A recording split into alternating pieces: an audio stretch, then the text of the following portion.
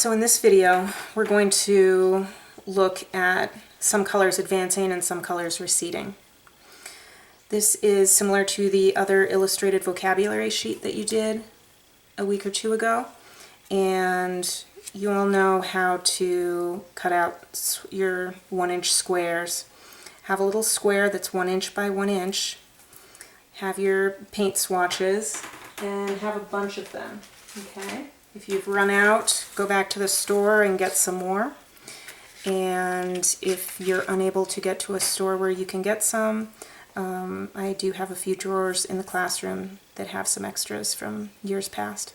So use your 1-inch swatch, trace, cut it out, and have a bunch of swatches next to you. Okay, so have a bunch that you can kind of play around with and make sure that you've got some things that are really working. So when we look at depth, when we look at a flat plane, we're going to notice that some things recede and some things appear to advance, even though it's a flat surface. And there are some theories that tell us why this is so. So the first one is that dark values recede while light values advance. So here's an example that I put together in which this color here is advancing because it's lighter, and this color here is receding because it's darker. We'll do the next one in a few minutes, but let's go down to the next theory, which is that saturated colors advance while desaturated colors recede. So if I've got this little example here, I've got a desaturated color, one that's closer to the center of the color wheel, and a saturated color, one that's close to the outside of the color wheel, the prismatic hues. This, if you blur your eyes out, it appears to advance, while this one here appears to recede. So the third theory is that warm colors advance while cool colors recede. So I've got this little example here. This bright yellow appears to advance, and this this warm yellow appears to advance, and the cool green appears to recede. So the warm colors are our yellows, oranges, and reds. Did I say that right? Our warm colors are our yellows, oranges, and reds. The cool colors are greens, violets, and blues. And so we can see how combining these three theories can kind of help us make a picture that appears to have some depth to it. And we can use these to really great effect when we're trying to create an illusion of depth.